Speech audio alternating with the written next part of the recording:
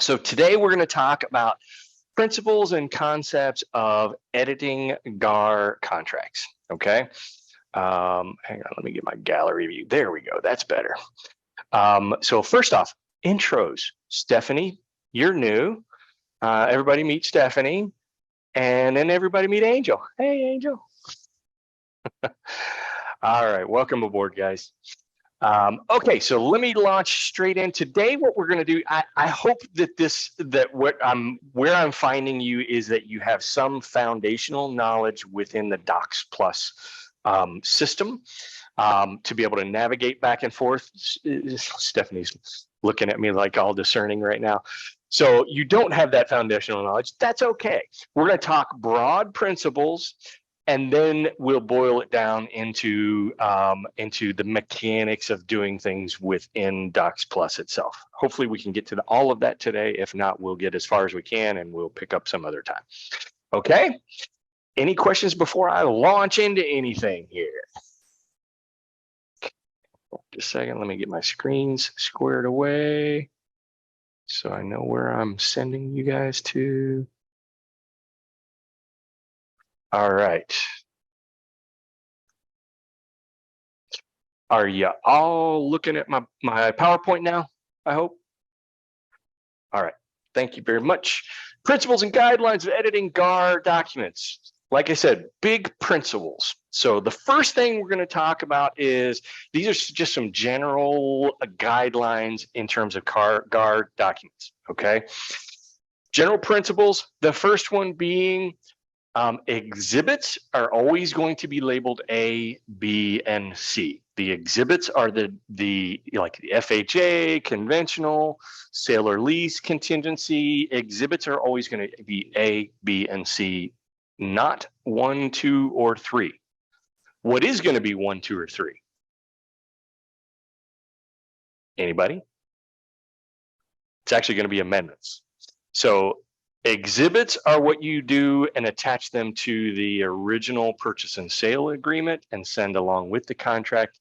After the contract has been bound, that is when any changes to the contract have to be done through an amendment, and the amendments are going to be labeled 1, 2, and 3 as opposed to A, B, and C. Okay? Any questions on that so far?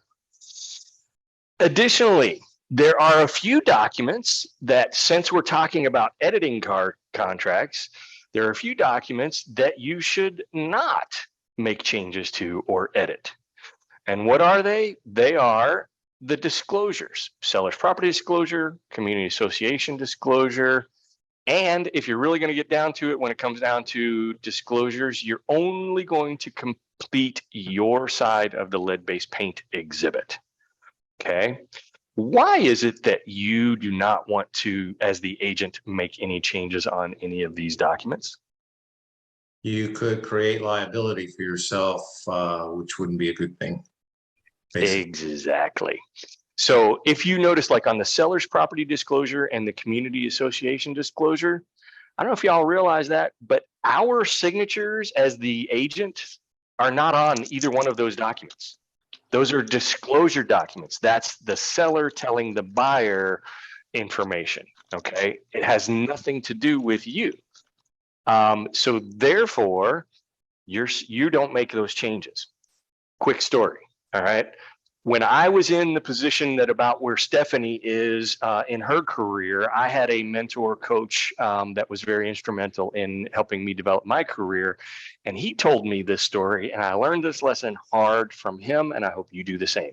He was a listing agent in his capacity. His seller called him one day while he was on the road, going to a listing appointment, driving the car, busy. You know how we all are. We take the call. He said it was his seller, and his seller said, I've changed my mind. Remember that refrigerator that was in the garage that I left on the disclosures that I was going to leave? I've changed my mind. I'm going to take that with me after all. He said, would you mind making that change on the seller's property disclosure? Uncheck that box on the seller's property disclosure. My guy was like, no problem whatsoever. Not a big deal. Guess what? He forgot. Okay. Closing day comes. They go under contract, closing day comes, the seller's property disclosure has all the information in there saying that there's going to be 2 refrigerators in the house on closing day. The final walk happens, only 1 refrigerator on. Where's the other refrigerator, Mr. Listing Agent? Oh, crap. Forgot to make that change. Guess what? The agent ended up buying a brand new refrigerator, about a $1,200 mistake. All right. Don't make that mistake. If your pen or your paper goes on to that disclosure document, then you become liable for it. So John was absolutely spot on. Hopefully you do not have the same issues that my friend had. All right. Next. Okay. And I already mentioned this. Yeah, go ahead. You just told them that so what's the procedure then? What's the procedure in that scenario? Right, for them to make the change. Then you would actually send them the seller's property disclosure through Remine and have them make that change and make the initials on that change. Okay. So Make they sense? would know then if you forgot to send it to them, they would have reminded you or something. Okay. In theory, yeah. Yeah. Okay. Thank you. Okay. All right. So once an offer has had the binding agreement date entered, then the only way to make any changes after that is through the amendment. Okay. So up until a purchase and sale agreement is signed and bound by all parties, signifying complete agreement, then it could be made. You can make changes through pen and ink changes, strike throughs, different methods that we're going to talk about here in a minute. But once it has actually been signed, the only way to make those changes is through the amendment. So in other words, no strike through and initials on a binding agreement. Questions about that? Is it unclear to anyone? All right. One last thing to call to your attention, these little boxes below the signature box and the special stipulations box, they signify that there are extra pages. Notice special stips, I think it was the review that they did either January or it might have been June of last year. They make changes in GAR documents every 2 years. The amount of space that they left here blank for you to write special stips was drastically reduced. So oftentimes you have to add an additional page to it for additional special stips, and the number is right there, the F246. Okay. Likewise, if you need additional signatures on the page, say your clients, it's an estate property and there are 4 people on it. Well, you only have 2 signature blocks. So sometimes you need that additional signature page. So remember to check this box and use the F267, which looks exactly like this. And it's basically just an additional signature page. Okay. Any questions on those? The additional, this is the additional page. It's just a generic additional page. This is where you would use the additional special steps. Okay.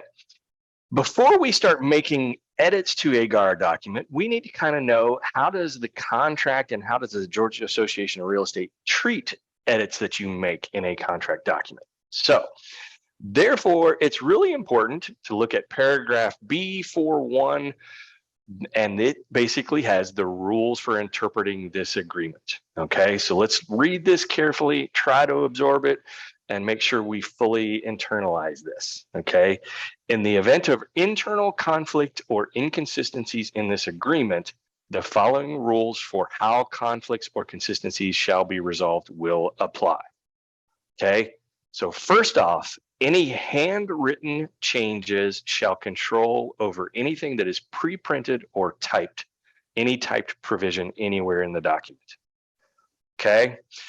The way I think about this, and I don't know if this helps you think about this the same way, but the way I think about this is I think about the circumstances in which you have a piece of paper laying on a closing table, and the last thing that somebody wants to do is generally going to be in a pen and ink change.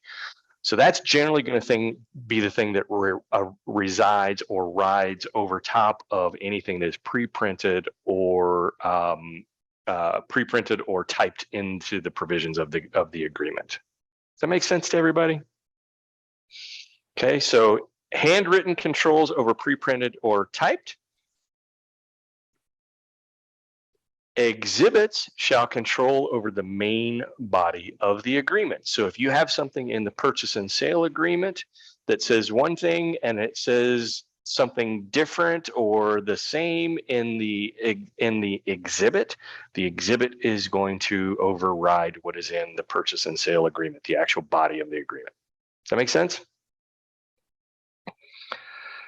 And it starts to get a little bit more confusing when you talk. The third rule is special stipulations shall control over both exhibits and the main body of the agreement. Okay. I am a big proponent of this. One of my pet peeves when I do a contract, review a contract, receive one on a listing that I have done is anything that somebody writes a special stipulation that's already covered somewhere else in the body of the contract. I get rid of it. I want to edit it out, strike it through, because it's double stating what is already in the contract. I'm trying to think of a great example. Does anybody have any good examples of something that you've seen or done? Beth, you've done this 100 times. No? Okay, so here's one I get all the time. Agents think they're doing the best thing that for their clients, putting a special stip in saying that the house will be cleaned, broom swept, have standards for the cleanliness of the house. Guess what? It's already in there. You don't need to put it in a special stip. You don't need to say all appliances will convey with the house. If you go to the seller's property disclosure and you look at the checkbox and it says all the appliances are going to be there, then it's not confusing at all, right? So avoid double stating anything in the contract that is already stated somewhere else, right?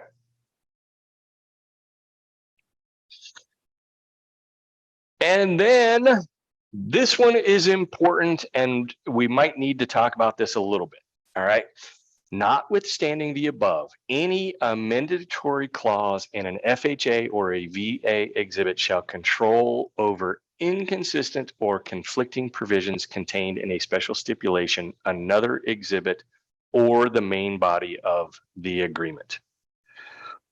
Okay, what does that mean to you guys? I'm going to leave it up here so we can all read it and study it, but I want to hear your opinion of exactly what that means to you.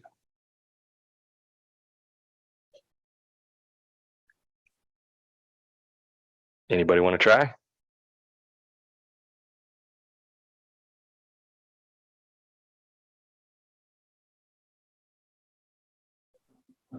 It looks like it's just saying when there's, I guess not the conversation, but the language is not clear.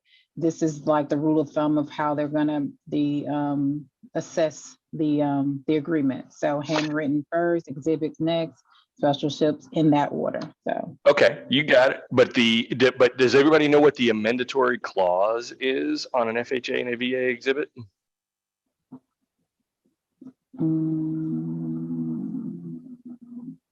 Let me see if I can find it. I think it's right here. It is. Oh my gosh, I didn't even realize it was right there. This is the amendatory clause. And what it says, and I'm going to read the one statement. Basically, it is expressly stated that notwithstanding any provisions of this agreement, buyers shall not be obligated to complete the purchase of the property described in herein, or to incur any penalty by forfeiture of earnest money deposits or otherwise, unless buyer has been given in accordance with the HUD FHA requirements a written statement by the Federal Housing and Director endorsement lender setting forth the appraised value of not less than whatever the sales price of the house is. Okay. Does that make sense now? So now if you read that clause, let's go back. Notwithstanding the above, any amendatory clause in the FHA or VA exhibit shall control over basically everything. Okay. So therefore, remember about this time last year, massive seller's market. People were throwing caution to the wind back when the appraisal, when the interest rates were at 4% and we had the same amount of demand that we have now. People would write amended appraisal gap coverages into their contracts all the time. And then what that means is for any appraisal gap special stipulation that you add to a contract, if it's an FHA or a VA contract that you're adding it to, I'm going to mute somebody. If it's an FHA or VA, the appraisal gap that you wrote into the special stip, according to this, means absolutely nothing. It cannot be enforced on an FHA or a VA exhibit. Does that make sense to everybody? So appraisal gap coverage special stips are only going to be effective in a conventional exhibit, in a conventional loan exhibit. FHA and a VA, if you get you have a listing and you get an FHA or a VA and they have an appraisal gap coverage, doesn't mean anything. The client can still get their earnest money back even if you put that appraisal gap coverage in there. Okay. Got it. Next slide. All right, the most common way to edit a GAR contract is by far, again, prior to it going binding, is going to be the strike through and initials by both parties. Okay, so here is a perfect example, and this is one that is very common, and this is one that I would like to see you guys try to avoid yourself getting into, is when an agent sends an offer and tries to lock it down quickly.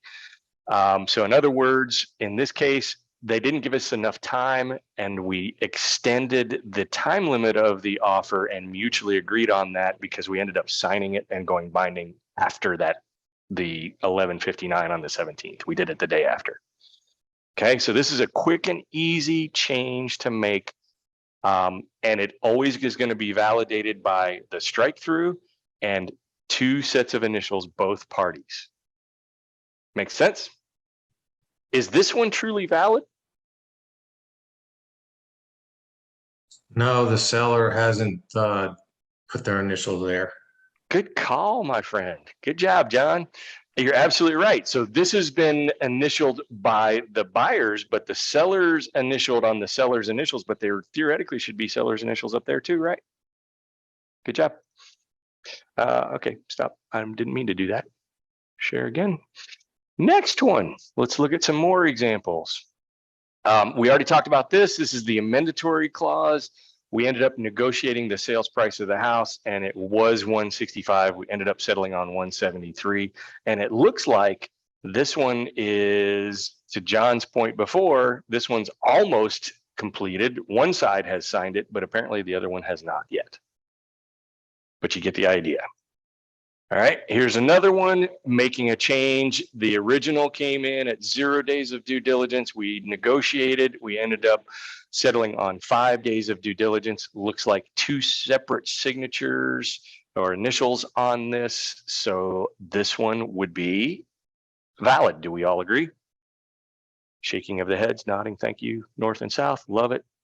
All right, another good example, and these are just, there's so many of them. The change of the alternate holder of the on the I think this is on an F510 or 511. Who's going to be the alternate holder of the earnest money? In other words, they didn't want us to do it. They wanted their brokerage to do it. No big deal. Strike through, change initials, both sets. Okay. Verification of funds, another change. Try to put the initials as close as you can to the actual change. Sometimes you got to use the border like this. I hope this seeing examples and samples helps you. It should. Let's look at this one. Actually, so here they put some initials on this side and some on this side, but you basically have everybody that you needed. So these are valid changes. Here's a simple one. Somebody have a question? I'm sorry. I think the last one, the seller hadn't initialed it. 2 buyers and 1 seller. Yeah. Yeah, you're right. Oh, no, wait.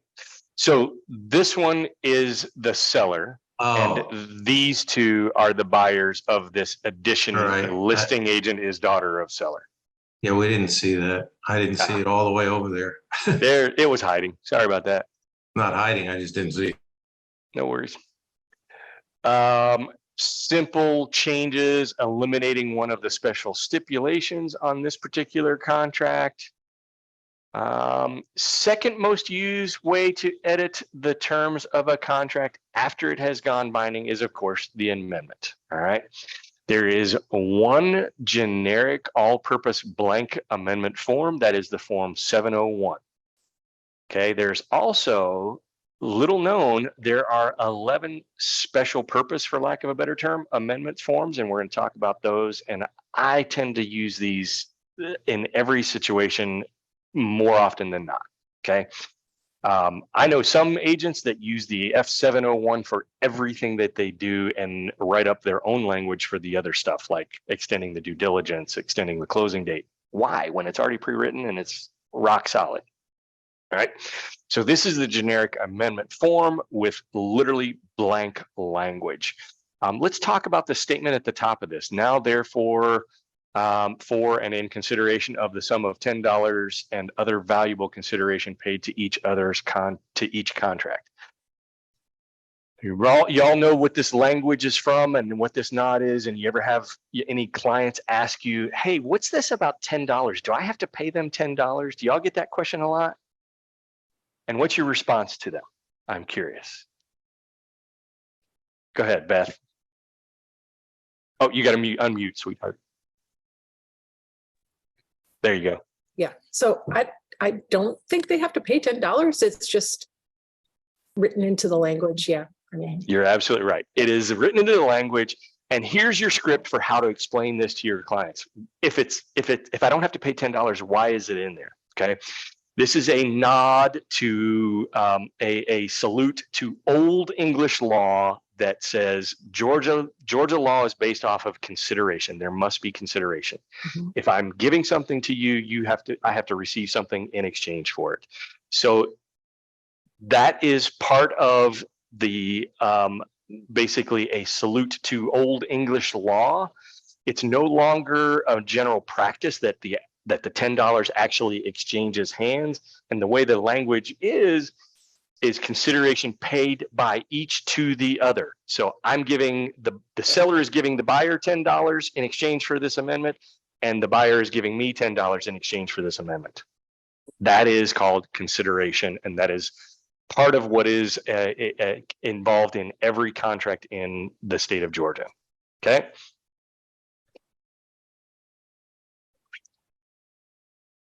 Next, after the 701 is the generic form that you can use for just about anything. Then these are the 11 special purpose forms. Well, there's 11 amendments, but the 701 and 11 more. The 704 is the amendment to address concerns with the property. That is only to be used when the home has a due diligence. Amendment to remove a contingency. Say you had a sale contingency that was dependent upon the buyer being able to sell their other property. They sold that other property and now you want to remove it from the contract. That's the amendment that you do it by. Amendment to the due diligence period. You need to extend it, shorten it, make it longer, make it shorter. That's the amendment that you do it with. Amendment to the sales price is very, very simple. The sales price is now $249 instead of $255. Okay. Amendment to remove a contingency of sale or lease of the buyer's property. That's another one that's more specific than the remove contingency 707. Amendment to remove the inspection contingency. So that's one where you could remove the actual due diligence period or the inspection. Amendment to authorize the buyer to make repairs or improvements prior to closing. That's a very rarely known one and little used, and that's probably a good thing. Are y'all with me? If you've been an experienced agent for more than 5 minutes, do you ever want to let repairs happen to a home that is not owned by the people making those repairs? Not a good idea. Thank you very much. Angel shaking her head too. Love it. All right. Amendment to the brokerage engagement. That's one that you can use. Say you have a listing and you list it for 300 and they want to reduce the sales price to 290. In order to make sure you have it 100% in writing, you can do this amendment to the brokerage agreement, changing the marketing price that you're going to initial list it from 350 to 290 or whatever it was. New construction change orders amendment, binding agreement date confirmation amendment. Love that one. If there's ever any confusion about when you went binding or not, you do the amendment, you send it over, and it allows there to be no ambiguity, 100% clarity on what the binding agreement date is. All right. All of those special steps, all of those special purpose amendment forms can be found in GAR Docs Plus. They are in there. They are, if you do a keyword search like I've done right here, up here in amendment, it'll return all of the amendments, anything that has the word amendment in the title, and you can select them very quickly and very easily. Wow, I actually finished my slide deck right on time, but I have tons of time for questions. If you all have any, what can I do for you? Actually, That's good. Sound good? All right. Learned a couple things. Glad to hear it. Thank you, Jay. All right, everybody. Have a great day. Thank you. Holler You if you need too. anything.